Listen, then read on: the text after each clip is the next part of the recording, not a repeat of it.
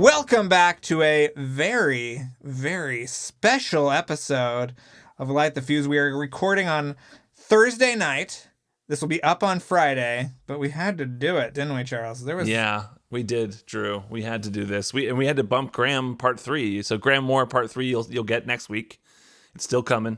But we had to get this special bonus episode out because this we were blindsided by this. This is Well, wait a second, Charles. Hold on. We're doing this live, so I got to get my favorite part of the show out real quick. You know what I'm saying? Okay. All right. First of all, before we get into it, I just got to give my shout outs. Obviously, this episode is brought to you by Jeremy Dillon and his podcast, My Favorite Album. This episode is also brought to you by John B., Elvis Ripley, and Suchet. So without these fine folk, we could not do this podcast. And obviously, Charles, I had to get them out of the way. We're kind of recording this live on the spot, so forgive me for interrupting, but I had to get it done. I had to get it done. No, it's okay. It had to be done. It's your favorite part of the show, so it's important. It really is. So yesterday, what happened, Charles? Tell me what happened. So yesterday was it yesterday or the day before? I can't even remember, but it's all blur. It was yesterday. Yeah. Look, if you haven't listened to it, we did an episode a couple years ago. It's got to be a couple of years ago now. Maybe even more. Maybe 3 years ago when they announced Kittredge was going to be in Dead Reckoning. Right? They announced Kittredge. We did a bonus episode. If you haven't listened to it, you should go and listen to it because you hear us flipping out in the moment of when that happened, and you hear us screaming. And we would be doing that. Well, tell me what was shared.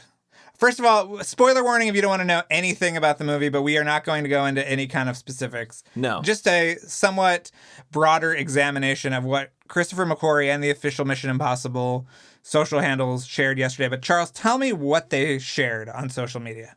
Yeah, let's start there. So the social media it started with Christopher McQuarrie. First, he posted a photo of an actress, right? Yes, correct. And I don't know the name of that actress off the top of my head, so I'm looking it up. But he posted a picture of her in the snow with some kind of rifle on her back and like very heavy stuff. Look, there's a snow scene coming in this movie, whether you like it or not. And I know that, Drew, you like it. I'm ready. We've been wanting the snowmobile. We've been obsessed with the snowmobile sequence, which was supposed to open Ghost Protocol. We've seen storyboards for it. We've talked about it ad nauseum with plenty of guests. Anyone who's worked on Ghost Protocol, we asked them about it. We asked the caterer. We asked anyone about that snow sequence because we wanted it so badly. So now it looks like we're finally getting it. So he posted this photo, and it says her name is Lucy. I'm going to butcher her name, and so I apologize. Tulugarjuk. And so that's who he posted first. Then he posted a black and white photo of a certain actor wearing glasses in a beard.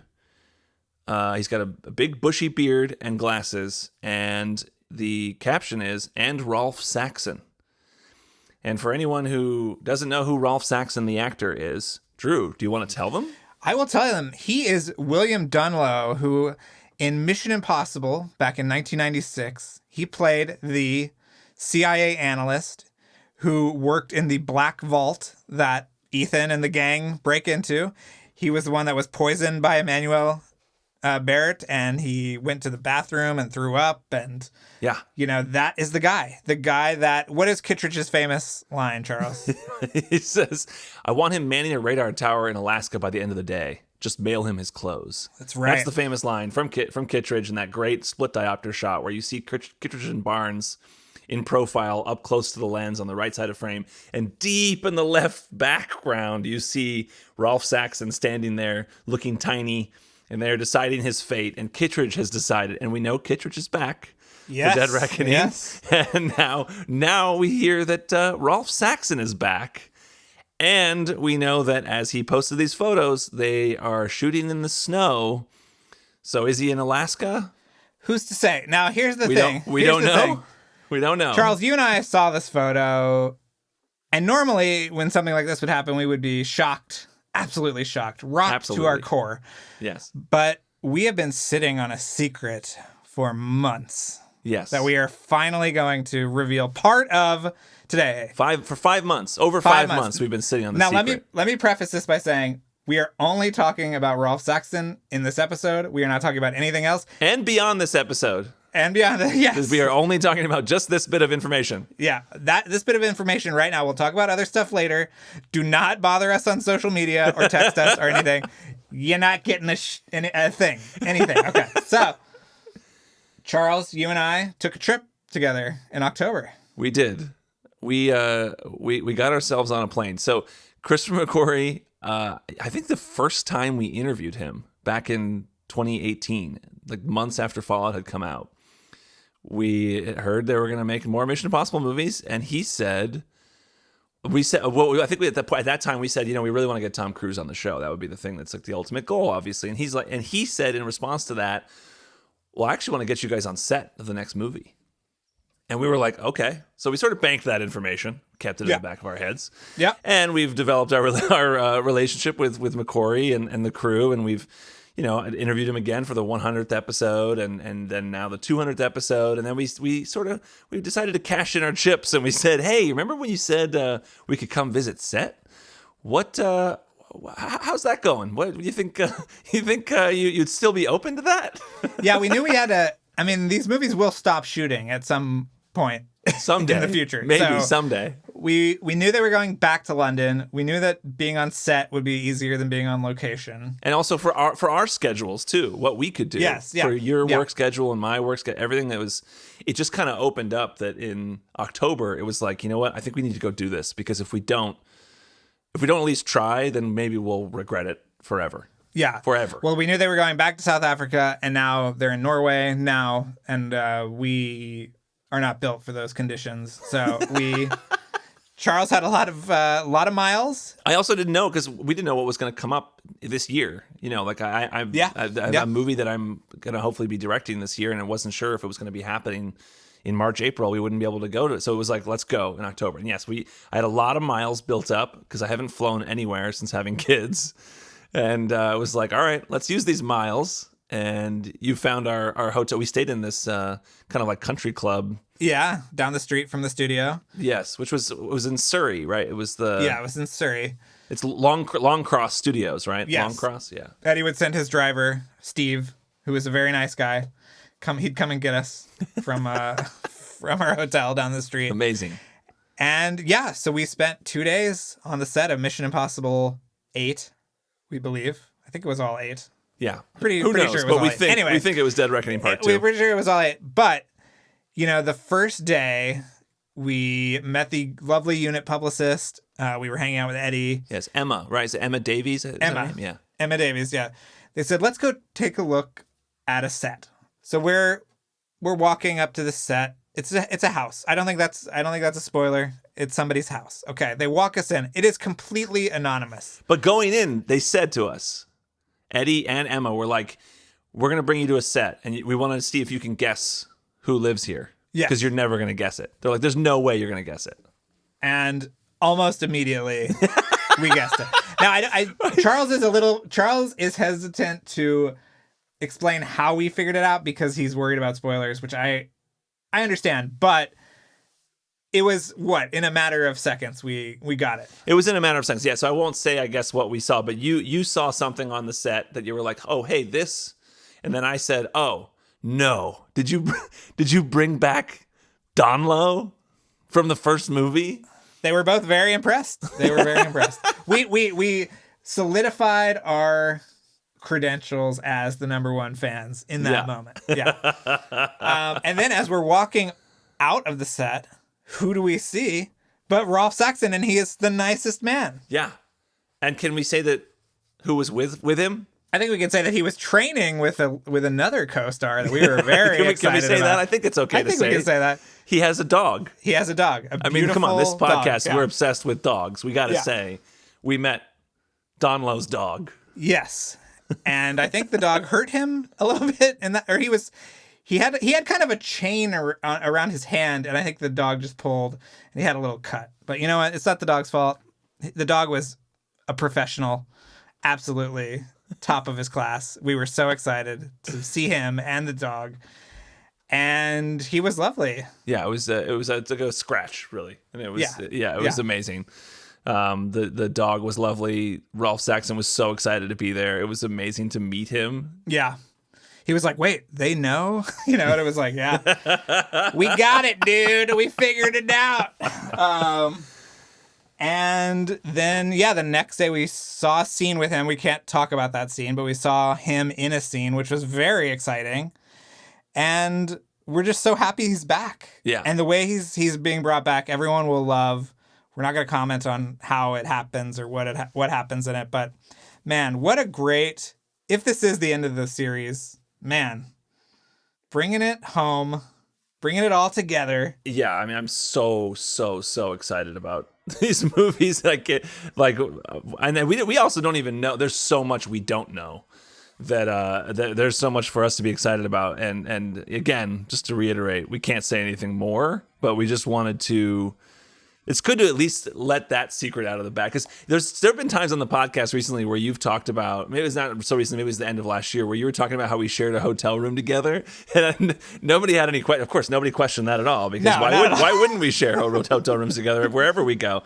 But that was in reference to us going to London. Yes. And and I guess, we could say, well, this is not, there's no spoiler, nothing about this. We also had a little bit of time. We went looking at a couple of locations in London were from the first movie. Yeah, I think it's time to finally share these photos on social media. That's a good idea. So we can share the photos of us, what is it, the Anchor Pub or whatever that's at the end of the first movie, and we went to the Tate. We went to the where Fallout, the chase, the foot chase, where Ethan's running after Henry Cavill. And then also we stopped at the train station where Ethan makes his phone call to Kittredge, and then Phelps shows up. Yes. So we got those pictures. We can share those now on social media. That's that's a nice thing we can do along with this episode. Whew, this is a weight off our shoulders. I think that we really sold McQuarrie on the idea of doing this episode by saying we're very bad actors, and talking about this will be extremely transparent to everyone. Because we would have had to do a bonus episode like the Kittredge one, where we had to pretend to be super excited and act like we didn't know. Yeah. Harder than you would think. But I can say, that the 2 days we spent on set were absolutely magical. We have a lot of great anecdotes that we can share. Not until 2024, probably. Yeah. But it was just a great experience, and everyone was super lovely and kind. Not only Rolf Saxon, but other people in the movie that we will talk about at a later date. But it was just unbelievable. I give us a lot of credit for getting it done, and also everyone who helped us make it happen. So yeah, you all know who you are. Thank you so much. Yes, big thank yous to Eddie Hamilton and to Christopher McQuarrie. I said they knew who they were, and then you just out them immediately as conspirators in this thing. Well, I just they don't have to answer our emails. That's true. That's true. Well, speaking of shout outs, Charles, do you have any shout outs that you want to do? I do. I have to give a very special thank you to Nathan Lawrence and to Mark Mahan. So thank you, Nathan and Mark, for making this episode possible. And for all of you out there, please, if you want to listen to us talk more, you can. If you sign up for our Patreon. Patreon.com/LightTheFuse. What is a Patreon, Charles? Patreon. So it's spelled Patreon.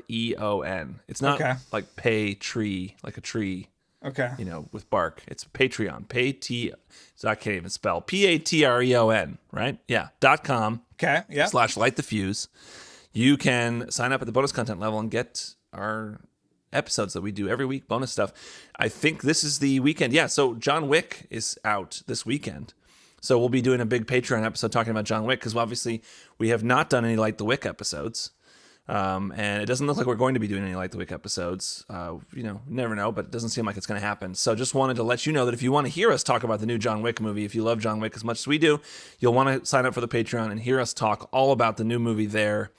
And and then again, so our Graham Moore Part 3 will be back next week. And then who's after that, Charles? I don't think have we announced this on the main feed? I think we announce it in next week's episode. So maybe we'll keep some mystery. I think you should do it now. Just tell us. We can't announce it twice. No, you just gotta build it up. All right. Come back next week. You'll find out who's here the week after. It's a really fun guest. Yes. We just recorded a great episode.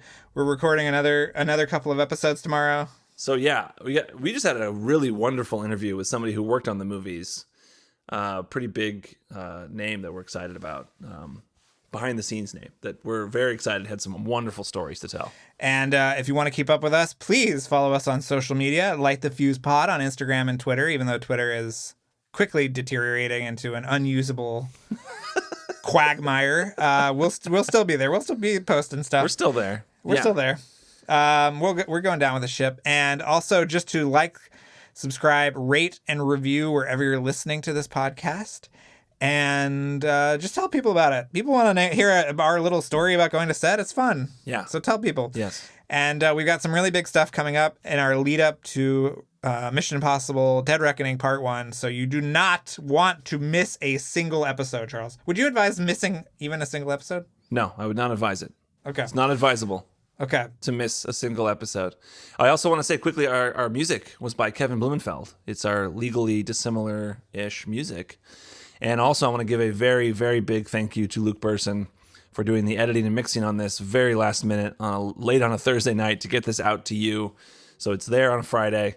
And just wanted to, say thank you to Luke for that as well. Yes, thank you so much, Luke. And we will be back next week, we promise, barring any huge announcement that we are personally tied to, with Grant Moore, Part 3. It'll be worth the wait. Thank you guys so much.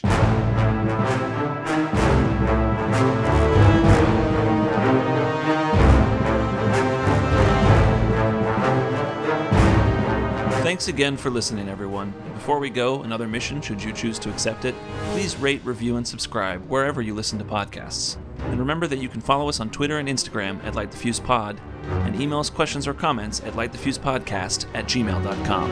This message will self-destruct in 5 seconds.